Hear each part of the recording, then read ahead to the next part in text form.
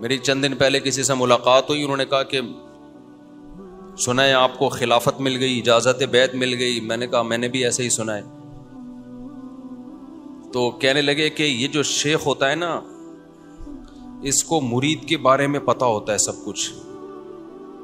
جو پیر و مرشد ہوتا ہے یہ دیکھتا ہے, اللہ نے کچھ ان کو کچھ ایک الگ سے کوئی صلاحیت دی ہوتی ہے, تو کچھ چیزیں ان کو پتہ چل جاتی ہیں کہ یہ کتنا پہنچا ہوا ہے, اس بیس پہ خلافت دیتے ہیں یہ. میں نے کہا ایسا کچھ نہیں ہے میرے بھائی. کوئی بھی بزرگ جو ہے نا, جو اجازت بیعت یا خلافت, یہ اس کا کانسیپٹ کیا ہوتا ہے خوب سمجھ لو. کسی کا علم بھی اللہ کی طرح کامل بولو نہیں ہے. ہوتا جو اصل میں ہوتا ہے, آج کل تو جاہل پیر مارکیٹ میں بہت آ گئے ہیں نا, اصل میں خلافت کا تصور کیا ہے. کیونکہ یہ بھی مریدوں میں اپنے پیر کے متعلق نا ایک نوعیت کا شرک ہے, اس لیے میں اس کو تھوڑا سا واضح کر رہا ہوں. دیکھو ہوا یہ, نبی صلی اللہ علیہ وسلم کے دور میں آپ صلی اللہ علیہ وسلم سے صحابہ دو قسم کی بیعت لیا کرتے, صحابہ دو قسم کی بیعت کیا کرتے تھے. ایک بیعت ہوتی تھی جہاد پر, جو کمانڈر سے ہوتی ہے, جو امیر سے ہوتی ہے, کہ ہم لڑیں گے اور پیچھے نہیں ہٹیں گے. یہ بیعت بھی صحابہ نے نبی صلی اللہ علیہ وسلم کے ہاتھ پہ کی ہے. جیسے بیعت رضوان جو صلح حدیبیہ کے موقع پہ نہیں بیعت ہوئی تھی, تو یہ بیعت کس پر تھی کہ اے نبی ہم لڑیں گے مشرکین سے اور ہم میدان جنگ سے پیچھے نہیں ہٹیں گے, اور عثمان کے خون کا بدلہ جب تک ہم نہ لے لیں ہم اس وقت تک چین سے نہیں بیٹھیں گے. نبی کے دنیا سے جانے کے بعد یہ بیعت منسوخ ہو گئی یا سنت ہے؟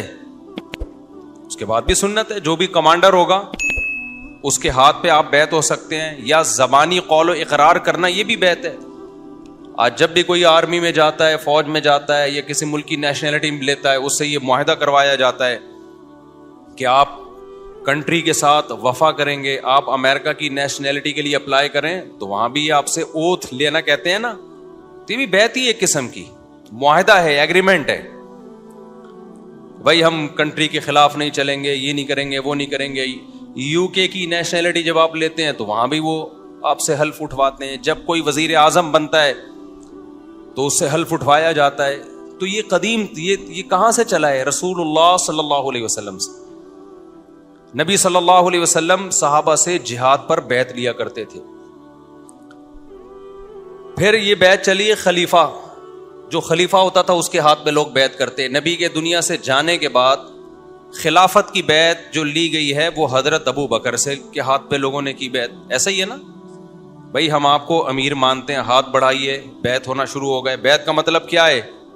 اب حکومت کس کی ہے؟ آپ کی. آپ جو آرڈر دیں گے ہم اس کو پورا کریں گے, آپ کے خلاف تلوار نہیں اٹھائیں گے. یہ بیعت کہلاتی ہے خلافت کی بیعت. خلافت سے مراد حکومت والی خلافت. سمجھتے ہو کہ نہیں سمجھتے کہ ہم نے آپ کو فالو کرنا ہے, انتظامی امور میں آپ کی ہم اطاعت کریں گے. نبی نے ایک دوسری بیعت بھی لی ہے, وہ تھی روحانیت کی بیعت. وہ بیعت کیا تھی؟ صحابہ کرام آپ کے ہاتھ پہ بیعت کیا کرتے تھے کہ ہم گناہوں سے بچیں گے. ہم آپ سے آپ کے ہاتھ پہ بیعت کرتے ہیں, ہم شرک سے بچیں گے, گناہوں سے بچیں گے. یہ خلافت کی بیعت نہیں ہے, یہ اعمال کی بیعت ہے. قرآن مجید میں اللہ تعالیٰ نے رسول اللہ صلی اللہ علیہ وسلم کا جو منصب بیان کیا, وہ منصب کیا هو الذی بعث فی الامیین رسولا منہم. اللہ نے انہی لوگوں میں انہی میں سے رسول بھیجا.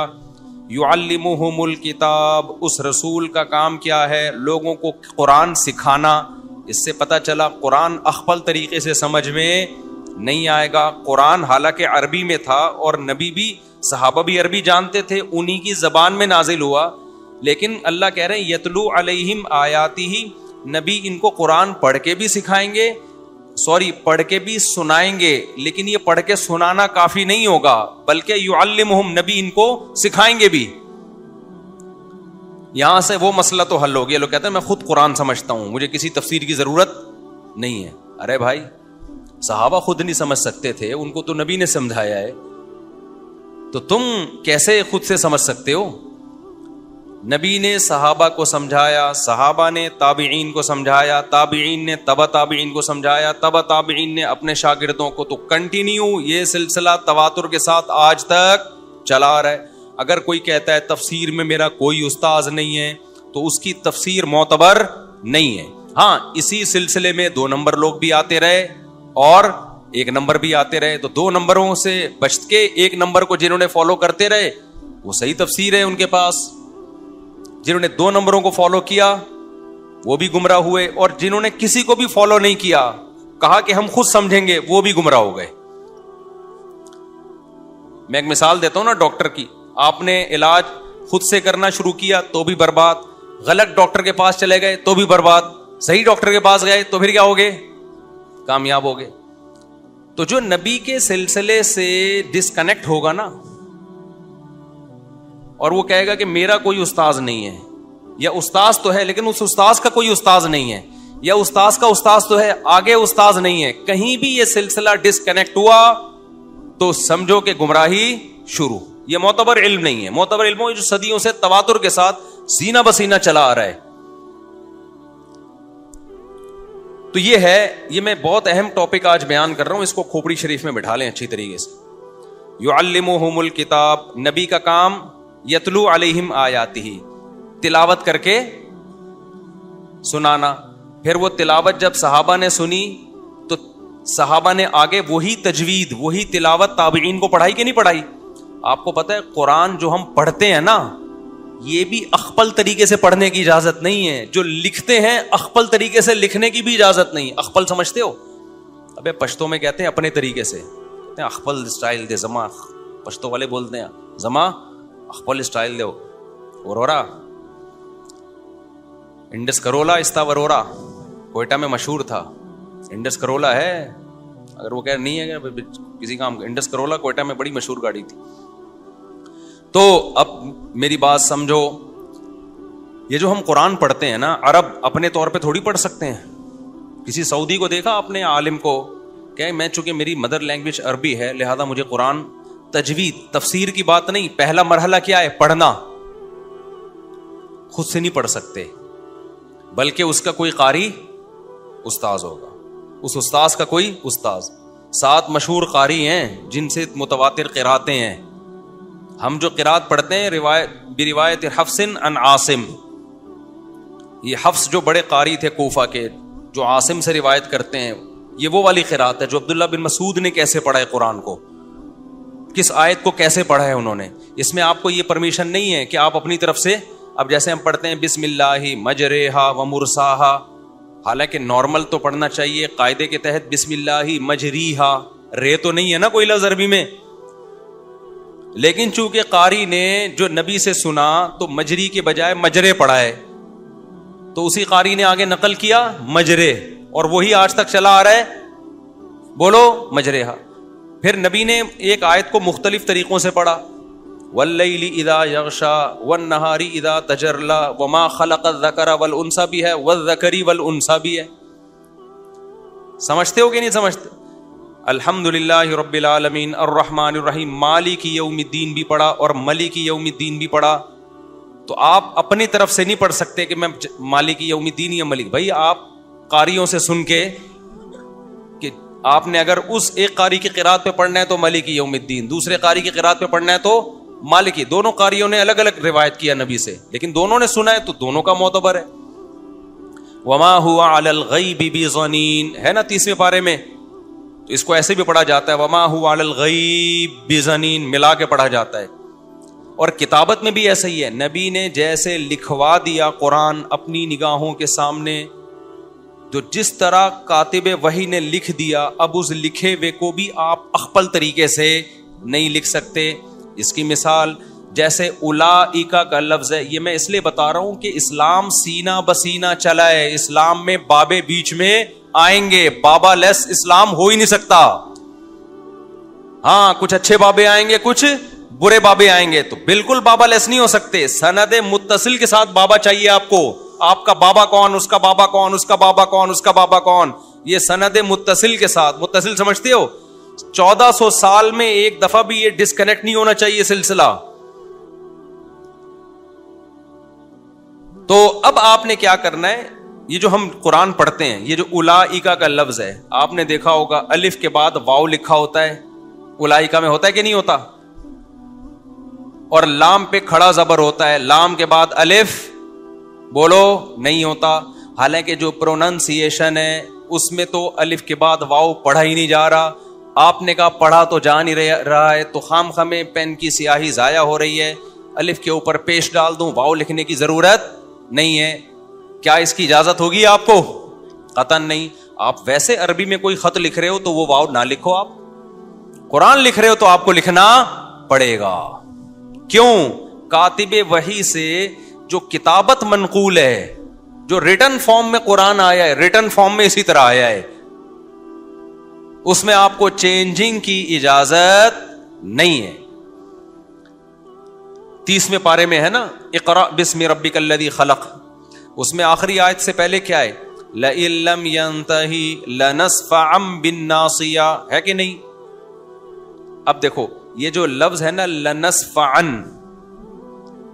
اس کا مطلب ہے ہم اس کو پیشانی سے پکڑیں گے. جو عربی گرامر میرے لیکچر جنہوں نے تفسیر کے سنے ہیں ان کو یہ سمجھنے میں مزہ آئے گا. لنصفعن, یہ لام تاکید کے لیے, نصفعن کا معنی پکڑیں گے ہم, بالناصیہ پیشانی سے. اللہ نافرمان کو دھمکی دینا, اس کو پیشانی کے بالوں سے پکڑیں گے. اب نصفعن میں اصل میں ہونا چاہیے عین نون زبر عن. کیا ہونا چاہیے؟ بولتا کیوں نہیں؟ عین نون زبر عن ہونا چاہیے. قاعدے اور ضابطے کی روح سے ایسا ہونا چاہیے. جیسے میں کہتا ہوں لنضربن, میں ضرور بھی ضرور ماروں گا, تو لنضربن کے بعد با کے بعد الف کبھی بھی نہیں آتا. ہمیشہ کیا آتا ہے؟ الف آئے گا اسم میں, ناؤن میں, سینٹینس اور فعل میں نہیں آتا. لنصفعن تو سینٹینس ہے نا, میں پکڑوں گا, I will do, میں یہ کام کروں گا. سمجھتے ہو کہ نہیں سمجھتے؟ یہ تو سینٹینس ہے. تو سینٹینس میں الف نہیں آتا, جس کو ہم دو زبر کہتے ہیں. جیسے کتابن لکھوں گا نا میں, کتابن, کتابن میں کیا لکھوں گا؟ با کے بعد الف ڈال دوں گا, با نون زبر بن نہیں لکھوں گا. لیکن جو فعل ہے نا سینٹینس, اس میں الف نہیں ہوتا, یعنی یہ نون باقاعدہ لکھا جاتا ہے. لیکن کمال کی بات یہ کہ پورے قرآن میں اس جگہ یہ قاعدہ ٹوٹ رہا ہے یہ فعل, لیکن لنصفعن میں عین کے بعد نون کے بجائے کیا ہے؟ الف. اب کسی بھی عربی دان سے پوچھیں جس کو عربی گرامر آتی ہو, عربی رسم الخط, وہ کہے گا رسم الخط کے لحاظ سے یہ بالکل غلط ہے, یہ غلط ہے. لیکن کوئی اس غلط کو صحیح کر سکتا ہے؟ کیوں؟ یہ غلط ہی صحیح ہے. صحیح ہے نا. وجہ کیا ہے؟ ہمارے نبی صلی اللہ علیہ وسلم نے جب یہ آیت کاتب وحی سے کہا لکھو, تو لنصفعن, کیونکہ الف کو بھی اسی طرح پڑھا جاتا ہے اور نون کو بھی اسی طرح پڑھا جاتا ہے, تو کاتب وحی نے اس کا خیال نہیں کیا. انہوں نے دیکھا کہ جو آواز آ رہی ہے نا, جو سننے میں آ رہا ہے, سننے میں وہی آ رہا ہے جو عین دو زبر عن والا آواز ہوتی ہے, تو انہوں نے الف لگا دیا آگے سے. یہ اللہ نے کروایا کاتب وحی سے. کیوں کروایا؟ تاکہ پتہ چل جائے کہ جو نبی کے وقت میں ہو گیا نا, نون کے بجائے الف ڈل گیا, قیامت تک اس الف کو کوئی گرامر کے قاعدہ استعمال کر کے چینج نہیں کر سکا. تاکہ لوگوں کو یقین آ جائے ایسی خاندانی حفاظت دنیا میں کسی کتاب کی نہیں ہوئی ہے, کہ کتابت کی بھی حفاظت کی اللہ نے. یہ جو ہم کہتے ہیں سورہ توبہ کے شروع میں بسم اللہ نہیں پڑھی جاتی ہے, نہیں لکھی بھی نا بسم اللہ, اس کی بہت ساری حکمتیں بیان کی جاتی ہیں. اس میں جنگ و جدال ہے, اس میں جہاد ہے, اس میں یہ ہے, یہ سب حکمتیں ہیں. اصل وجہ یہ نہیں ہے. اصل وجہ یہ ہے کہ سورہ انفال نازل ہوئی, اس کے بعد سورہ توبہ نبی نے حکم دیا کہ سورہ انفال کے بعد رکھو, صحابی کو حکم دیا. تو صحابی کہتے ہیں صحابی کنفیوز تھے کہ یہ سورہ انفال ہی کا حصہ ہے یا الگ صورت ہے. صحابی اس وقت تک ان کو کنفرم نہیں تھا, تو انہوں نے بیچ میں بسم اللہ نہیں لکھی کہ بھائی اگر الگ صورت ہوگی تو لکھ دوں گا, الگ صورت نہیں ہے تو اسی کا حصہ ہے. بس وہ نہیں لکھی, تو آج تک بولو کسی کی ہمت نہیں کہ بھائی یہ تو الگ صورت ہے اب تو لکھ دو. نا نا نا نا نا نا, جو مرتب ہو گیا اب اس میں چینجنگ نہیں ہو سکتی. اصل وجہ یہ ہے سورہ توبہ کے شروع میں بسم اللہ نہ آنے کی. وہ تو ہم پھر بعد میں حکمتیں بیان کرتے ہیں, ایکچولی وہ ایسا ہوا تھا, اس میں چونکہ جنگ ہے, وہ ایکچولی ہوا یہ تھا اصل میں, ٹھیک ہے نا, کہ صحابی کنفیوز تھے کہ یہ نئی صورت ہے یا وہی والی صورت کا حصہ ہے, تو کنفیوژن میں انہوں نے نہیں لکھی, اب نہیں لکھی. تو جیسے یتلو علیہم آیاتہ فہی تملا علیہ بکرۃ و اصیلا, سورہ فرقان میں, کہ مشرکین کہتے تھے کہ یہ ان کے سامنے لکھ کے ان کو پڑھ پڑھ کے سنائی جاتی ہیں. قرآن جو ہے نا نبی کے سامنے لکھا جاتا تھا نا, جب نازل ہوتا تھا تو نبی تو لکھنا پڑھنا نہیں جانتے تھے, جب نازل ہوتا کاتب بھائی لکھتے, پھر ہم کہتے ہیں نا املا کرانا, یاد ہے بچپن میں اسکولوں میں, اب تو سارے ٹرمز ہی چینج ہو گئی ہیں, اب تو املا کراتے بھی نہیں, اب تو سوائے کیلے کے رنگ بھرنے اور سیب کے رنگ بھرنے کے علاوہ بچوں کا ایسا برباد ہو رہے ہیں نا بچے اسکول میں, بچوں کو اسکول سے نکال کے گھر میں پڑھاؤ, کامیاب ہو. میرے جو بھانجے کی شادی ہوئی ہے نا ابھی 21 سال میں, ہونی تو 18 سال میں تھی, 3 سال لڑکی والوں کی وجہ سے لیٹ ہوا ہے وہ. آج مجھے کوئی کہہ رہا ہے یار آپ لوگ اتنی کم عمری میں 21 سال میں بچوں کی شادیاں کر دیتے ہو, کیا کر رہے ہو؟ میں نے کہا بہت لیٹ ہو رہی ہے. میں توبہ استغفار کر رہا ہوں اس جس کی بیچارے کی 18 میں ہونی چاہیے تھی, 2 دانت کا ہو گیا تھا 18 میں وہ.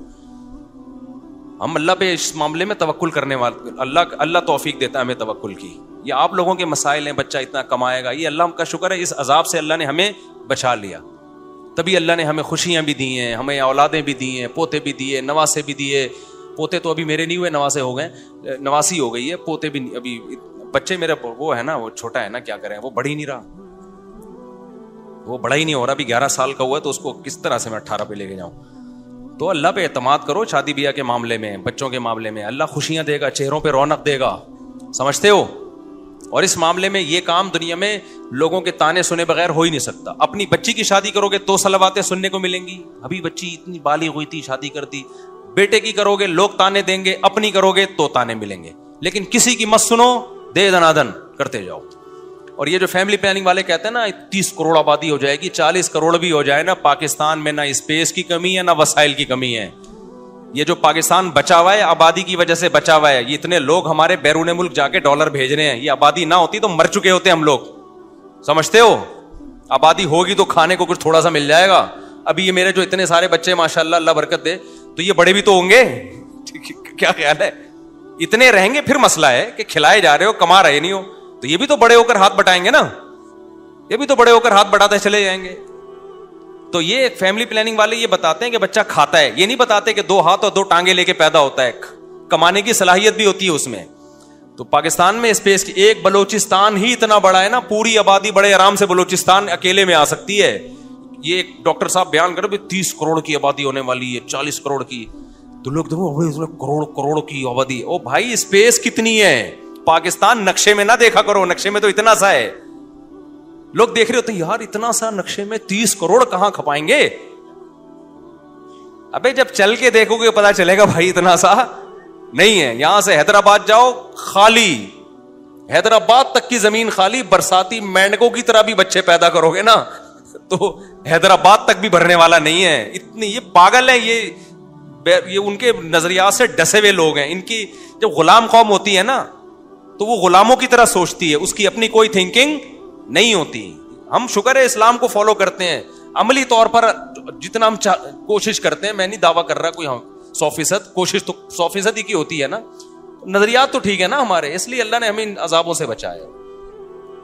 تو اللہ تو ہے ہی نہیں ان کی ڈکشنری میں, پاس سب کچھ ہے بیچاروں کے پاس, خوشی نہیں ہے, کیونکہ ہر وقت جیب جیب جیب, پیسہ جیب پیسہ. بچہ پیدا ہو گیا تو ایکچولی کر کے اسکولوں کی فیسیں, فلانا فیسیں, ڈمکانی فیسیں. اور میں 2 بچے والوں کی عذاب اور ٹینشنیں دیکھ رہا ہوں. اتنے مہنگے اسکولوں میں پڑھا کے کہتے ہیں یار ہم نے لاکھوں روپے خرچ کر کے اپنا باغی بنا دیا. تو پیسے یا پڑھاؤ نہیں ہے, ٹماٹر بیچے گا, ختم, کوئی مسئلہ نہیں ہے. مرے گا وہ بھی جو کروڑوں روپے کماتا ہے, مرے گا وہ بھی جو ٹماٹر بیچتا ہے.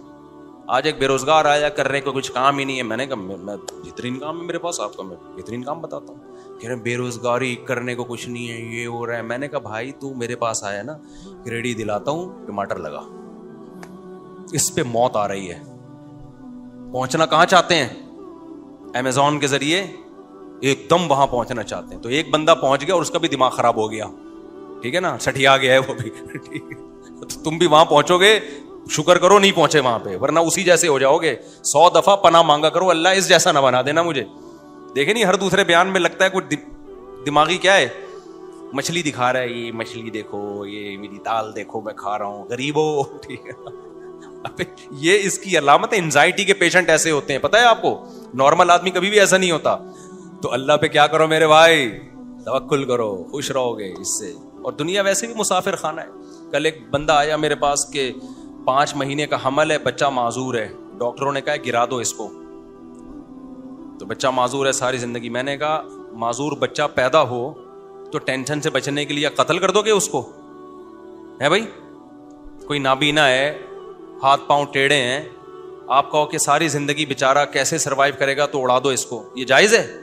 تو ایسے ہی جب 4 مہینے کا بچہ ہو گیا, پورے اعضاء بن گئے, وہ تو انسانی جان ہے, اب تو جو ہے صبر کرو بھائی. کہہ رہے پوری زندگی کیسے گزرے گی؟ میں نے کہا زندگی قارون کی بھی گزر گئی, فرعون کی بھی گزر گئی, اور موسیٰ کی بھی گزر گئی. حضرت موسیٰ کی ٹینشنوں میں گزری, فرعون کی عیاشیوں میں گزری. تو دونوں کہاں ہیں؟ ایک آگ میں ہے اور ایک کا قرآن میں ذکر ہے, وہ جنت کے باغوں میں. کیسے اللہ نے موسیٰ کو ذکر کیا نا قرآن میں. تو میں نے کہا بھائی جو پہلے تو دعا کرتے ہیں اللہ صحت مند بچہ دے. بعض دفعہ ایسی رپورٹیں ہوتی ہیں معذور ہے لیکن صحت مند بچہ پیدا ہو جاتا ہے, دل سے دعا ہے. لیکن جو بھی ہو اللہ کی تقدیر سمجھ کے راضی رہو اس پہ. یہی تمہاری یہی آزمائش ہے. ہو سکتا ہے اللہ اسی پہ بخشے تمہیں, تمہاری خطاؤں کو معاف کر دے اللہ تعالیٰ اس پہ. تو 4 مہینے کے بعد بچہ نہیں گرا سکتے, سمجھ رہے ہو؟ اچھا خیر, تو میں یہ عرض کر رہا تھا کہ یتلو علیہم آیاتی, نبی نے جیسے پڑھ کے سنایا, آپ کو اس میں اپنی طرف سے چینجنگ کی اجازت نہیں ہے. آپ کو کہ میں نے خود سے قرآن پڑھنا سیکھا ہے, خود سے کوئی بولو نہیں سیکھ سکتا, کیونکہ ایک خاص طرح سے ہی آپ کو پڑھنا پڑے گا جو نبی کا انداز تھا. اسی طرح یعلمہم, قرآن کہتا ہے سکھائیں گے بھی قرآن, نبی سکھائیں گے بھی کون؟ یعنی اس کا مفہوم بھی نبی بتائیں گے. تیسرے نمبر پہ یعلمہم الکتاب والحکمہ, حکمت کی باتیں بھی سکھائیں گے جن کو حدیث کہا جاتا ہے. وہ بھی پڑھائیں گے نہیں بلکہ سکھائیں گے. سکھانا الگ ہے, پڑھانے کا مطلب پتہ ہے کیا ہوتا ہے؟ حدیث کی کتاب پکڑا دی, پڑھتے رہو بیٹھ کے. سکھانا یہ نہیں ہوتا. سکھانا ہوتا ہے پریکٹیکل لائف میں اس کو لانا. سکھانا یعلم کے الفاظ ہیں, تعلیم, وہ تعلیم الگ چیز ہے. تبھی کبھی ایک حدیث کو دیکھ کے کبھی فیصلہ نہیں کیا جاتا, کیونکہ تعلیم کا مطلب ہوتا ہے ایک بات کی ایکسپلینیشن آگے آ رہی ہے, اس کی ایکسپلینیشن ادھر آ رہی ہے, تبھی ساری حدیثوں کو سامنے رکھ کر حدیث کا مطلب بیان کیا جاتا ہے. کبھی بھی ایک حدیث کو دیکھ کے فیصلہ نہیں کیا جائے گا.